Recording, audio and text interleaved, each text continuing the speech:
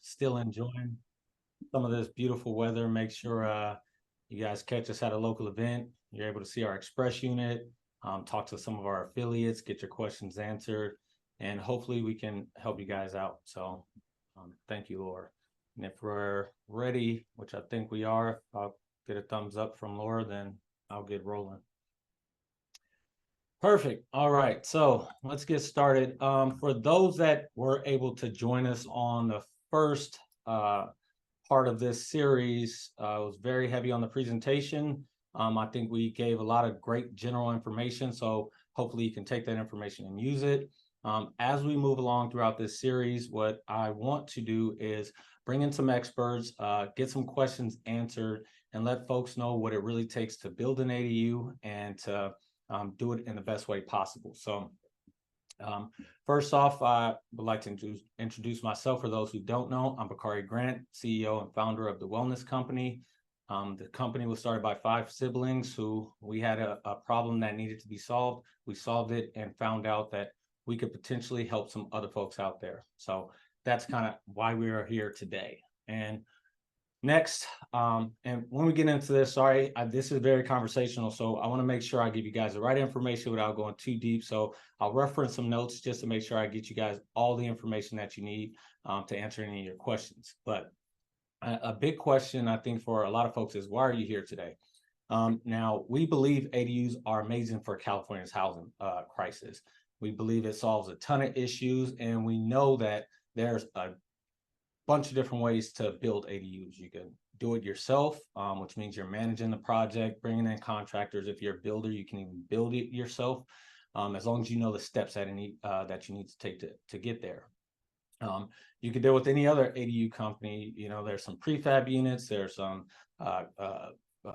stick-built units, or you could deal with Wellness. And Wellness, we specialize in managing the entire process. So that means anything that needs to get done for your ADU build, meaning from the initial design process, preliminary investigations, all the way through the construction, we handle everything so you don't have to. So there's a bunch of different ways to do it. And the reason for this series is to make sure that you're educated on all the different questions you might be asking, who should be involved in your ADU builds, and exactly how to get it done from the moment you think you want an ADU all the way through the end of construction. So hopefully you guys can take some value from this webinar series, and hopefully we can bring on some folks who can really inspire you, educate you, and show you some of the great partners that we're working with here at Wellness.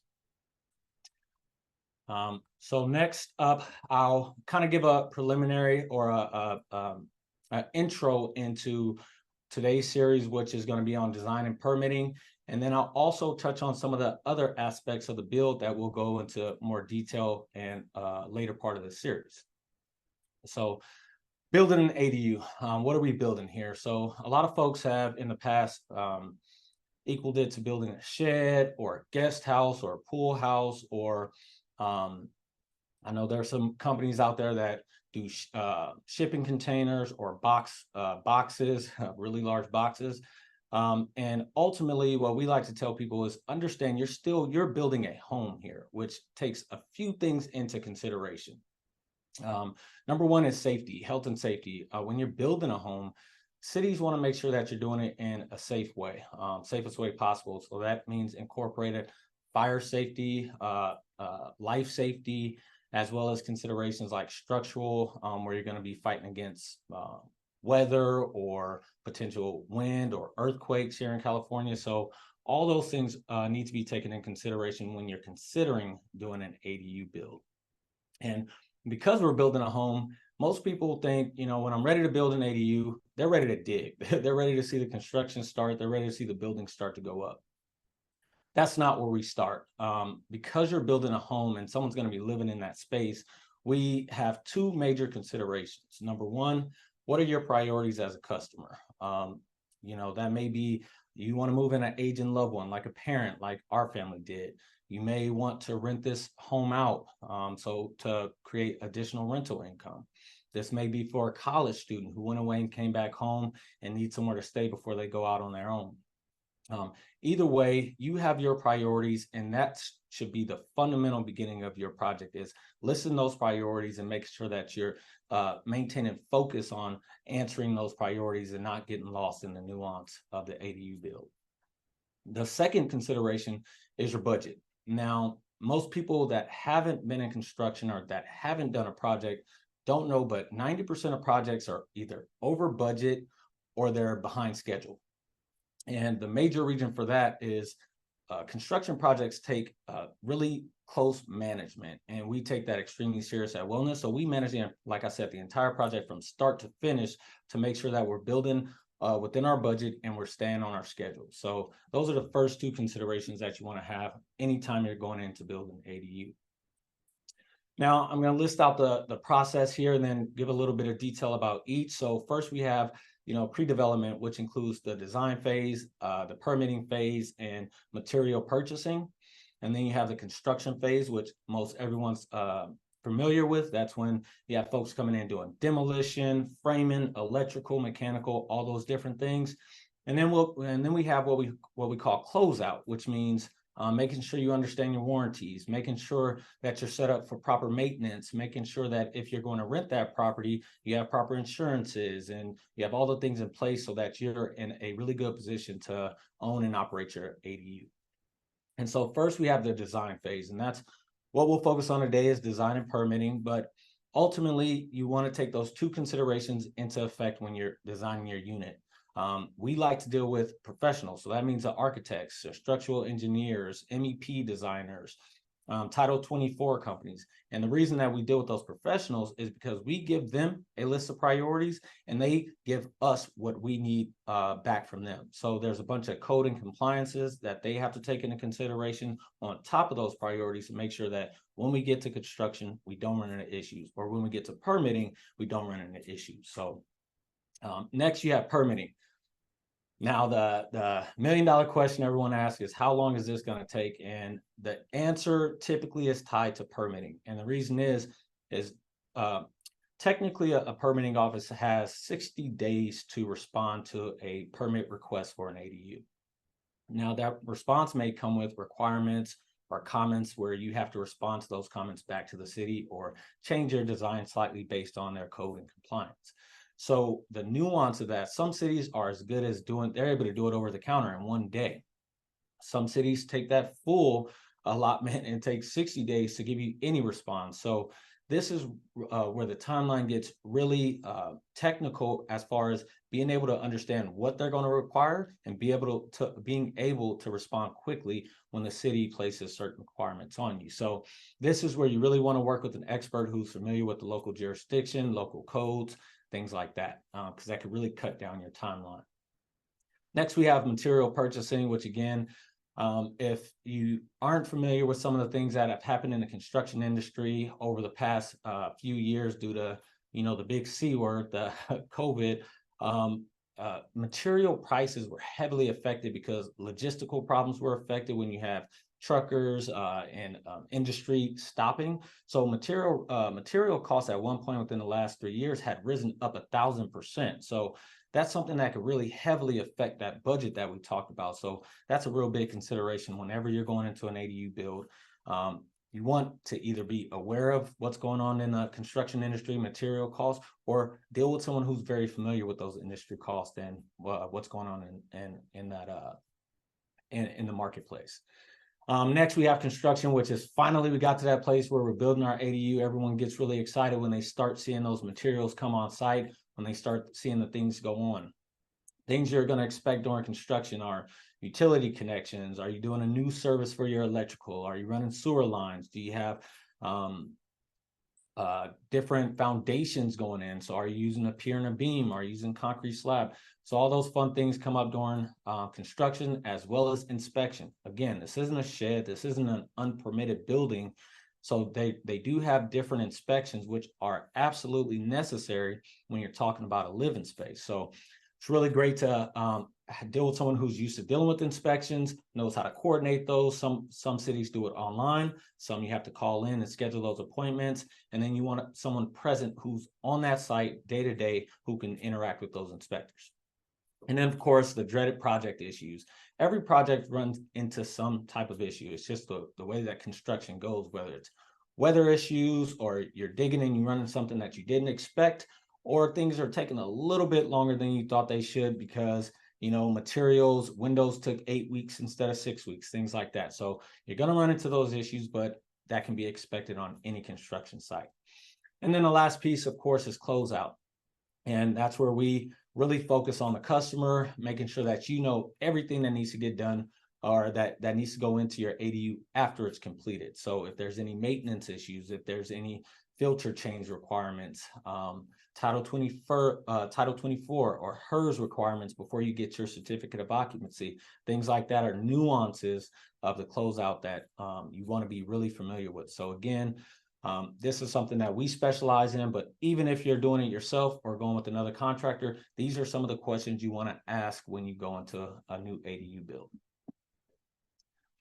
So again, all of those areas, we'll go into a little bit more detail later in the series, but specifically for this one, I'm going to jump into the design phase. We're going to talk about some universal design. I'll define that for those who aren't familiar, and then we'll finish up with some permitting, some pitfalls, and some of the new ADU laws that are coming into place in 2023. So design, how we consider design here at Wellness is we design with intention. So again, what are your priorities? Are you looking to rent this out? So should you be using more durable materials? Specifically for us, we started this company to provide a space that was affordable for the senior demographic, a place that was protective, it prevented injuries, it created a level of safety for the aging demographic. And again, we do it at an affordable price, especially when you start comparing that price to long-term care or nursing care facilities. And the last piece of that is something that we focused on when we built this. We wanted a simple process, which it was not. It was not a simple process by any means. Some of the literature you read out or some of the videos you'll find on ADUs today talk about how easy it is and how streamlined it is to build ADUs. I don't want to be the bearer of bad news, but it's not as simple as people try to make it seem. And that's not a bad thing. Again, you're still building a home. You're building a home that can last for the next 100 years if you do it the right way. So, but what we do here at Wellness is we try to make the process simple for our customers. We try to make the interactions simple for our customers. We deal with those issues that come up during permitting or construction or even design. So when you're going through this process, understand that there is nuance. It's not as simple as everyone tries to make it seem, but you can get through it. Even if you're doing it yourself, there's steps that you can take to make sure that you're checking off the boxes and getting through this entire process.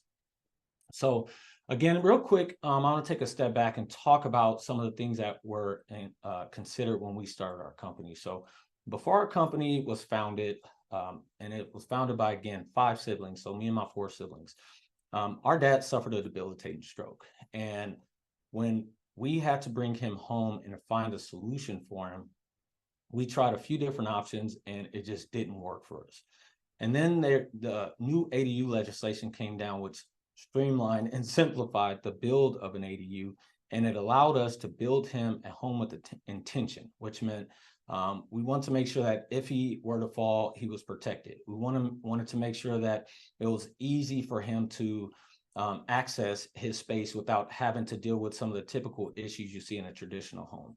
And those are some of the priorities that we had going into our build. Now, anyone that's seen our dad's unit, which is wellness pod number 1, you're going to see pavers that he has to walk through. You're going to see stairs. And a lot of the times you'll see 2 25-weight dumbbells outside of his door. Now, to some people that may look like an obstacle course, but that's not what you want to do necessarily when you're talking about access, or that's not what you think about when you talk about accessibility. But for us, the customer came first, which was our dad. He was our customer number 1. And his priorities were to maintain independence and to maintain his dignity, which means he had a level of pride that he wanted to sustain through this process. We knew that. So what we did was design a unit specific to his needs. And part of that was pre-designing a ramp, an ADA compliant ramp that we can install when he needs it.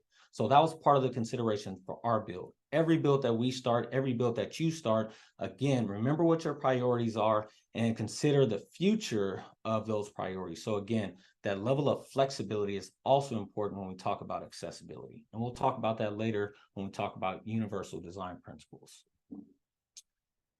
So again, next I'll cover universal design principles, but the biggest takeaway here is to remember your priorities, to remember that yours may be different than the next person or the next person, and you may have priorities that are going to evolve over time. Some of our customers want to start out renting their units, so they want to bring in additional rental income, and they have a plan when they age or when they have an age and level that's ready for that unit to transition that to a senior specific unit. So those are all considerations that as the lifetime of your unit grows, you want to take into consideration early on in the design process. All right, so next section here, I'm going to run over universal design principles, and then I'm going to bring this all back together and talk about how we do our design and why we do our design the way that we do.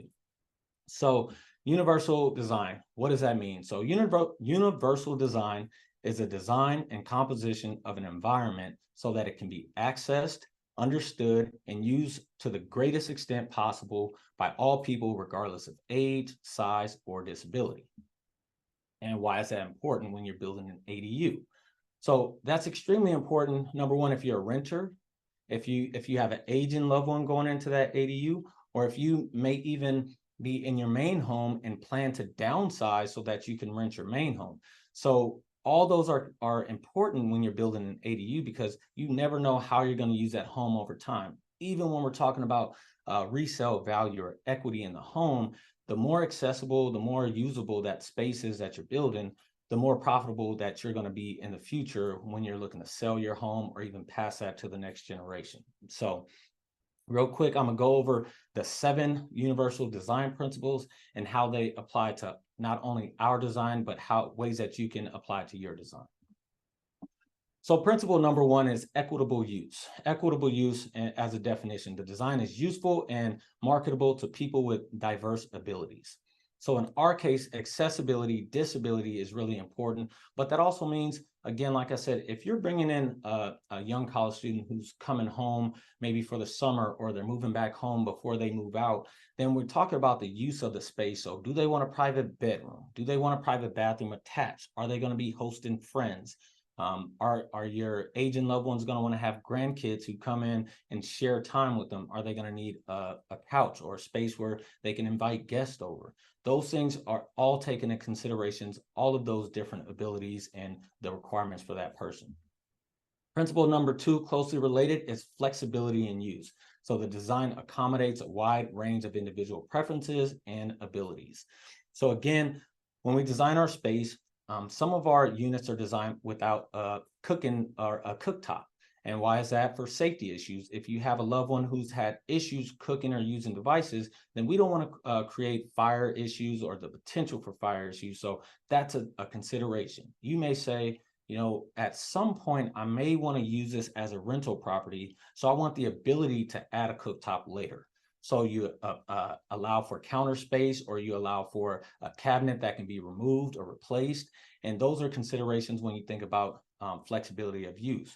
For our case, what we did is we designed a unit with stairs because our dad wanted the ability to say, I can still do it. I still feel comfortable walking upstairs. But we also had a secondary design where whenever he has the need or the requirement for a ramp, we can always build that in based on our initial design. So those are some of the considerations for us. Principle 3, simple and intuitive use. So the use of the design is easy to understand, regardless of the user's experience, knowledge, language skills, or current concentration levels. So this really goes into all of our units in particular come with appliances. We come with a mini split heat and air conditioner. We come with a forced air system, which some of our units come with laundry.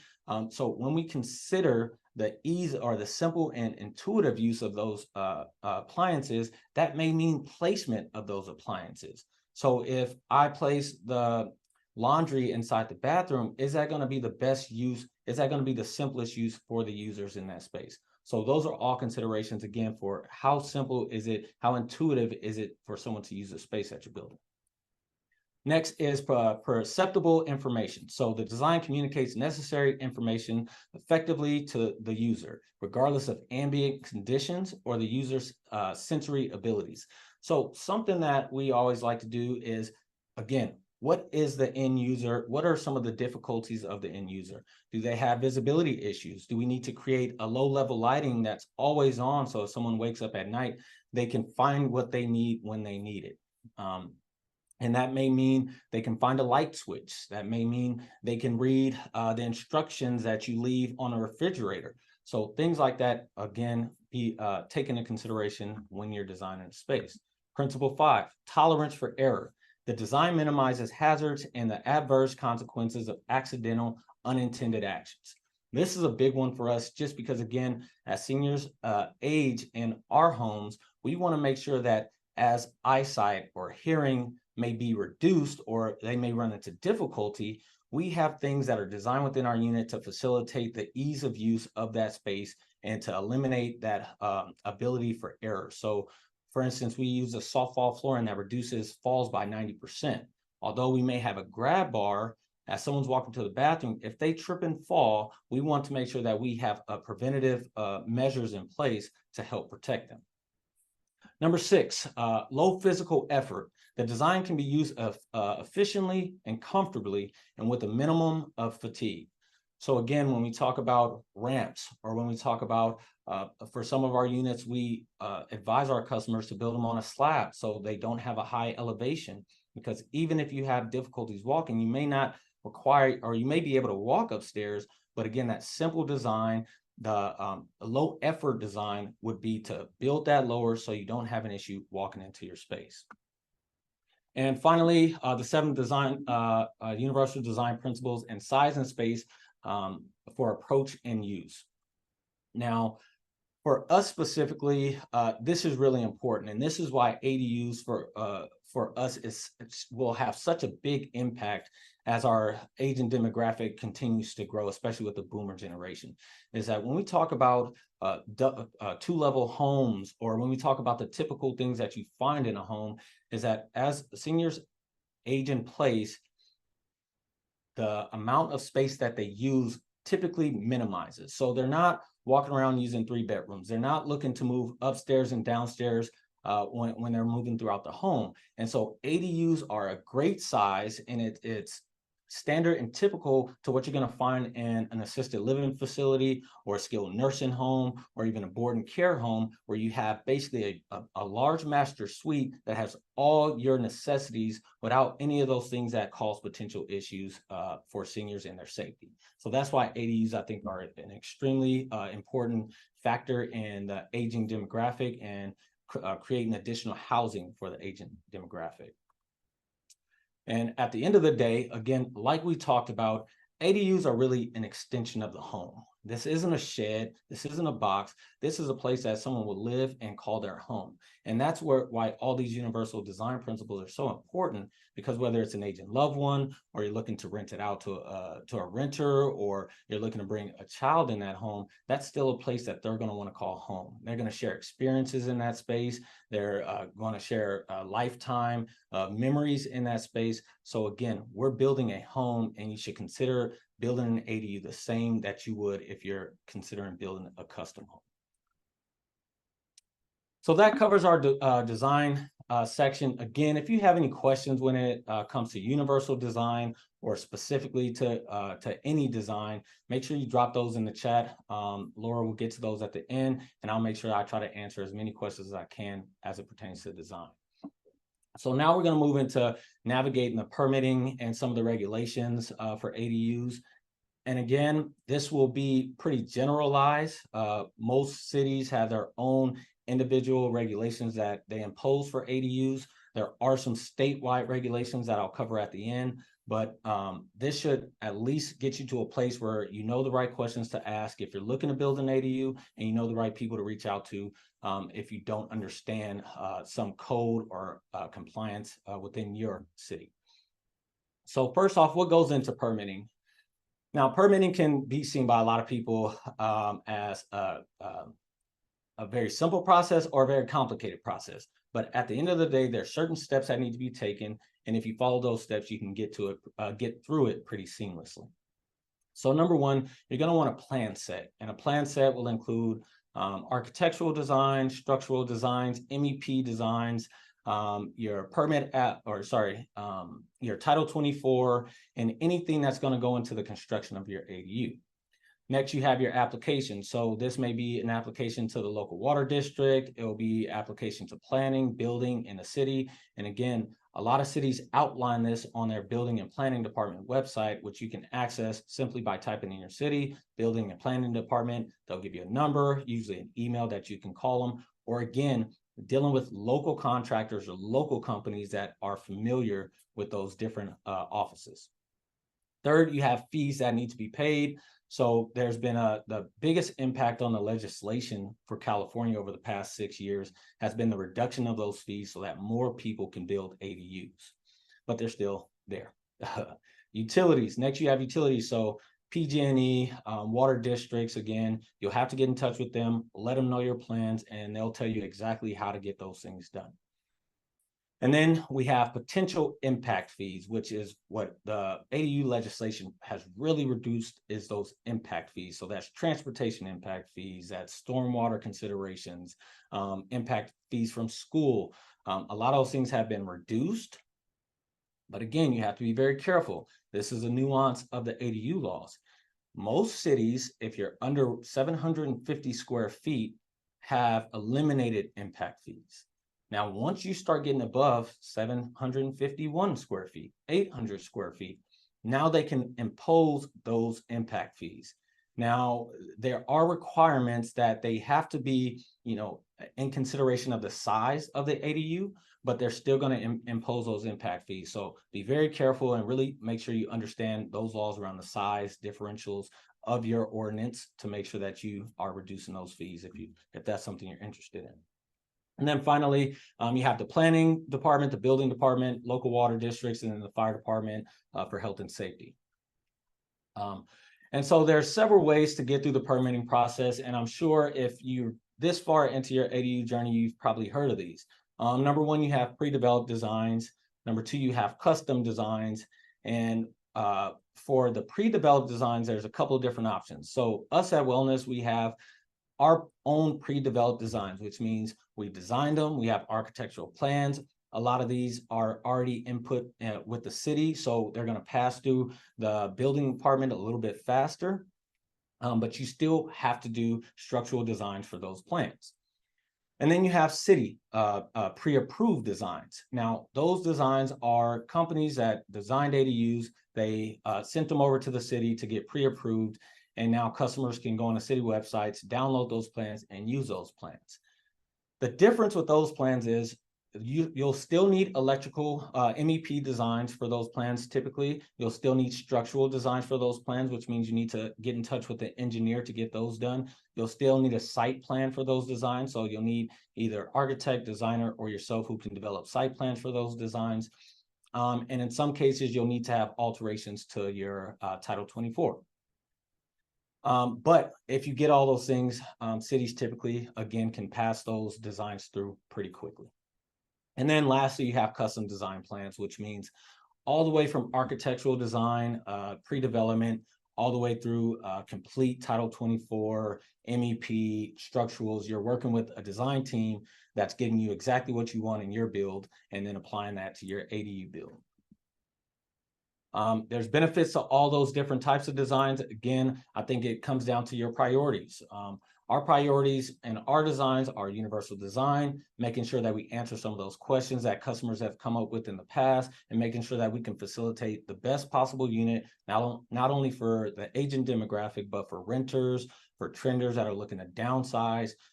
We've tried to create this universal design that really answers the majority of questions or the majority of design choices that have come up for our customers. And again, the benefit of using those designs is going to be a faster design process, which means it's typically a simpler permitting process, which means you get to construction faster. So that's the benefit of pre-developed designs or pre-approved designs. Now, the custom design plans also have benefits. You're going to get exactly what you want in those designs. So it may take a little bit longer. The design phase can take, anywhere from 2 months up to 6 months, a year, depending on some of the back and forth between architects and engineers. And then you go through the permitting. You have to go through the full permitting process, which is going to take a little bit longer. And then the construction process is typically the same as with any other design. So if time isn't the major consideration and more design elements and use are your priority, then you may want to go with that choice. And then what we're going to talk about next is some of the nuance of the law that typically gets really confusing. So again, earlier I mentioned that 750 square feet as a benchmark. So once you get above that threshold, you start incorporating a lot of different elements into the permitting process. So there's geotechnical engineering that has to go into certain designs that are over 750 square feet, stormwater considerations, impact fees from cities, schools, transportation, and other. And then again, now you start getting back to those typical permitting, building, fire safety, water districts, utility companies, and all of those impact fees that come with those. So just be very careful, because again, with talking about pre-developed designs or pre-approved designs, a lot of cities have pre-approved designs for anywhere from 300 square feet all the way up to 1,200 square foot units. Now, as an example, you may choose an 800 square foot pre-designed ADU or pre-approved ADU. You take that ADU, you get your site plans done, you get your structural engineering done, and then you're ready to submit for permits, and you're going to manage this project yourself. Well, what you'll do is you'll submit all the applications, and then the city will comment back and say, you have a few other requirements based on the fact that your ADU is above this square footage. That's where you got to be really, really careful, because again, that is by law. It's required for cities to tell you what's required to get your ADU built. Now, they don't have to tell you that up front, but they can tell you once you submit it for this ADU application. And what happens, or this ADU permit, and what happens is some of these permitting process that should typically take 2 months end up taking a year, because you're going back and forth with the city, responding to comments and getting the right information. And you thought this was going to be a fast process. So just be really careful in understanding the local codes to make sure that once you submit for that permit, you put yourself in the best position to get an approval so that you can get to construction as efficiently as possible. Now, some of the standard regulations. What are statewide regulations that all cities have to abide by? And these are generalized rules. So again, every city has their nuance to them. So make sure you get in touch with someone either who has worked in that city before, is very familiar with the building and planning department, or if you're going to manage that project yourself, make sure you call down. The planning and building department are very helpful at this point in getting you the information you need to build an ADU. But that doesn't mean that they're going to put all the information out there. You may have to get in touch with them. So some of the statewide regulations. You're typically going to be able to do this anywhere throughout the state of California. An ADU up to 750 square feet. A lot of places you can build up to 800 square feet, but we call it 750 because there are some cities and counties who only allow 750. With that, that's any property in California. So I know you've probably heard about some restrictions based on lot size or some restrictions based on house size. That restriction is, that 750 or 850 or 800 square foot allowance is regardless of lot size, regardless of house size, that's allowed. 4 foot setbacks are the requirement. So 4 foot away from your side boundary line, 4 foot away from your back boundary line, and 5 foot away from any other structure on that property. And there are some exceptions with that rule. Last is 16 foot tall. You can build 16 feet minimum anywhere you want to build an ADU. There are some, again, nuance to that law, depending on if it's attached, if it's detached, or if you live on a multifamily property, for instance. Those are some nuances to the law that I'll talk about, and some of the new 2023 laws that I'll talk about in a little bit. Next, ADUs can have a bathroom and a kitchen. And in most counties, you can have a JADU, which means you have a home within the existing walls, you build an ADU. So maybe you convert an attached garage, or you convert a basement, or you may convert a bedroom even into a JADU. So that's inside of the walls. And then you can also have an ADU on that property, which means a completely separate entrance and a completely separate dwelling unit. So that's main house, JADU, plus an ADU on every property in California, which is awesome because, again, provide more of that missing middle housing, that affordable housing in the state of California. So, I mean, with all that said, again, there's nuance at every single one of these laws. So working with someone who's familiar with that area, familiar with those codes, familiar with those ordinances is your best bet. And even if you're doing it yourself, call down to the city, call down to the building department and find out what are some of the regulations that you have to abide by in your area. So that's permitting. And real quick, I'll talk about some of the issues that you can run into that we've experienced ourselves. As a quick story, and at the beginning of this year, we had submitted for a permit in the city of Oakland. And I don't know who all is familiar, but the city of Oakland went through a cyber hack. So from January, I believe, through April, they were under attack from a cyber attack. And so during this time, because they were all online, they transitioned their ADU permits to all online. They were not approving any permits. They had shut it down. If you were 1 day away from approval or 2 months away from approval, they weren't giving any approvals for any permitting going on in Oakland.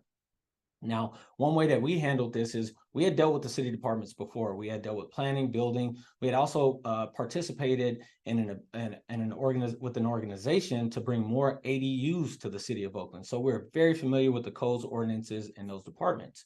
So as soon as we heard this was happening, we got in touch with the city. We talked with them and figured out what their solution was to this problem and how fast and how soon they would be able to approve permits. And they did have a process that they were going through to help get permits approved. But for those who weren't familiar with the city, who weren't looking into, how do I get my permit approved? Those permits sat until they created a solution to get those permits approved, to deal with the cyber attack. And that, for some people, lasted 6 months, 8 months, or longer. So for us, after calling down, we found out that they were approving in person. So we got down, we got our permits approved, and we started our construction right on time. Now, that's just one of the issues that you can run in throughout this ADU project, that if you have a full-time job, if you have a family, if you have an aged one or a loved one who's going through some health issues, these are things that, again, you may not be able to focus on a day-to-day basis. And this is where it really helps to have the right partners in place to deal with some of these issues. All right, so to close it up, before we get to questions, I'm just talking about a couple of the new ADU laws that I think are significant and important for not only our customers, but for anyone looking to build an ADU in 2023. First is an oldie, but what I call an oldie but goodie, and that's a solar requirement.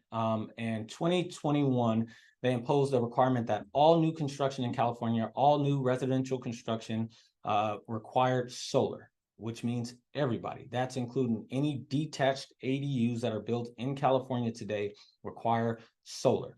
And that's not just solar ready, but they require solar PV. So what we tell our customers is, yeah, you can do a deferred submittal, which means you're going to put solar on your unit at some point, but they're still going to require you to do solar. So be aware of that when you go into an ADU build. Make sure your contractor's aware of it if you're using a contractor, or if you're building yourself, make sure that you get up to date on Title 24 requirements.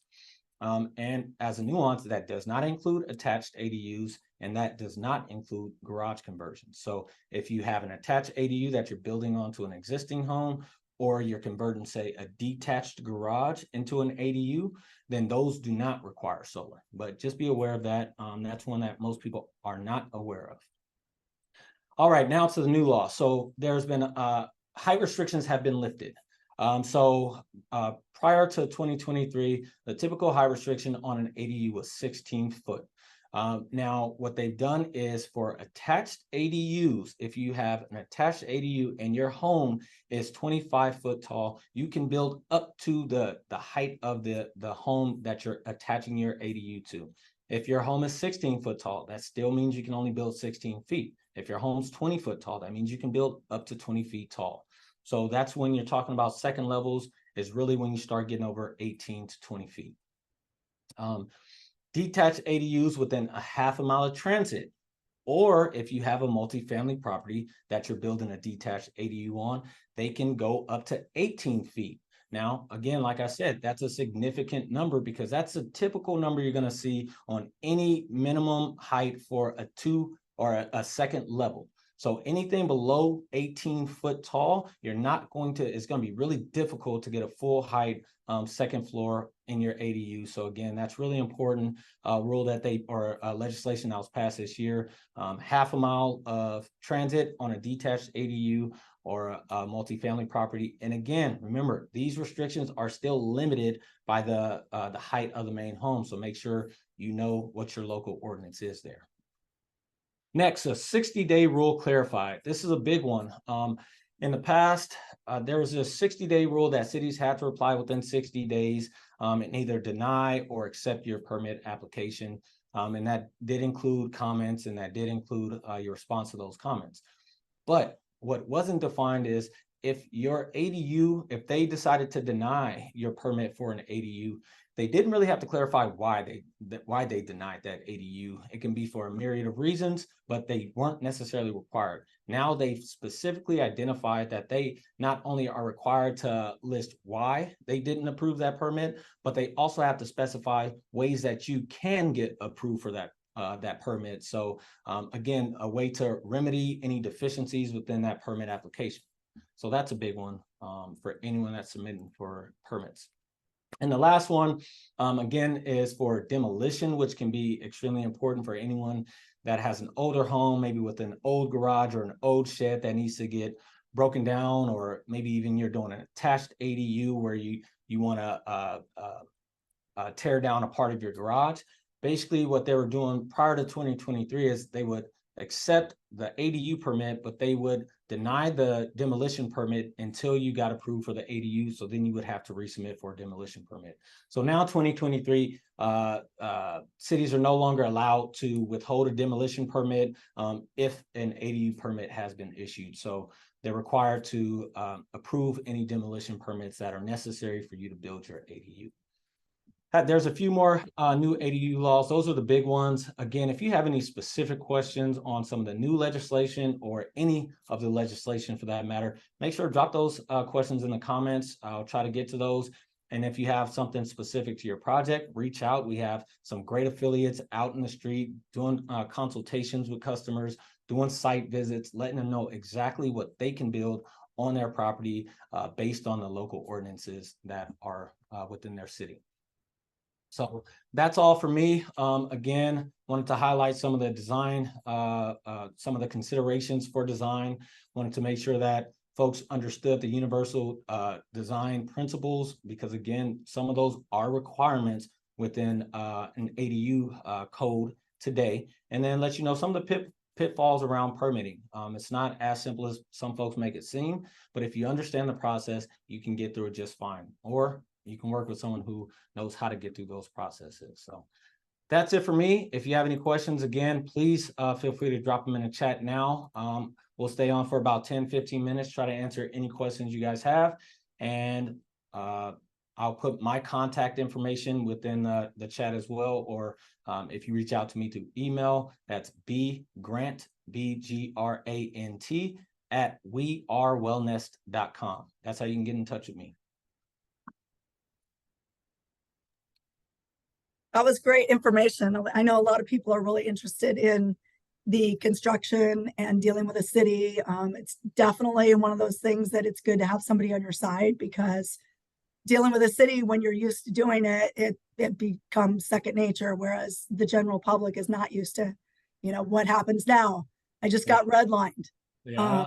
I don't know if it ever becomes second nature, but at least we're used to it, right? Exactly. You kind of know what to expect. Yeah, exactly. Yeah. Susan says that it's very interesting information, that it's new to her. So I think these are very helpful sessions for people that are considering ADUs, whether now or in the future. They're definitely a hot trend, and It's good to get that information out there, how to do it right.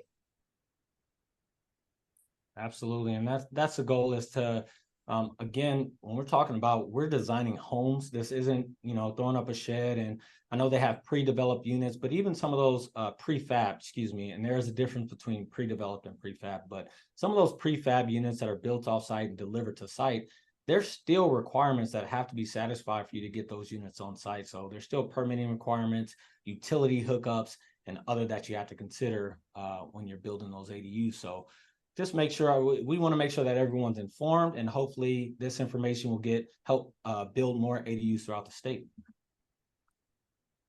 All right, let's see.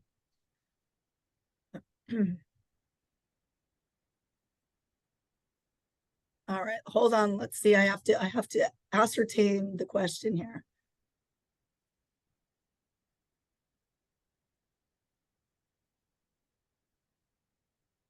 Okay. So maybe I'll just read it, Bakari, and then you can kind of dictate what it says here. Yeah, All absolutely. right. So the question is from Liz: if area ADU would have lots of shade, how would PV on ADU be satisfied? Main home does have PV system. Great question. Yeah, so this question basically is asking, if there's a shaded area where you're looking to build your ADU, how would you satisfy the PV requirement? And for this particular question, I'm assuming the main home does have a PV system. So the solar requirement for ADUs has a few exemptions, and there's some nuance to this based on your city again, but for the most part, these are the exemptions. If you have an area that does not get the required amount of sunlight that an ADU company would consider significant enough to supply power to that ADU, that's one exemption. You're not required to put a PV system on that home. A second exemption is if the roof that you're building on does not have enough space. So the roof is too small to put a PV system that would, again, satisfy that Title 24 requirement. That's another exemption. One other exemption is if you do have a PV system on your main home, you are allowed to supplement that PV system to reduce that the energy consumption from the ADU. Now, that's very nuanced, and that again has to be based on the local code. The local jurisdiction has to approve that. So in this case, for instance, if we were building this home in Walnut Creek and we had too many trees in the way that were shading our ADU, where we thought that it should have an exemption based on the amount of sunlight, when we submit for permits, we would discuss with the city, hey, here's our situation. We would show them the code that says, this is the exemption that we believe we exist within. And then the city will respond and say, well, you either are exempt based on that exemption, or we believe that you should go this route and you're still required to do A, B, or C. And that's the really good part about having a strong relationship with the city, is that you can usually pick up that phone and make that call.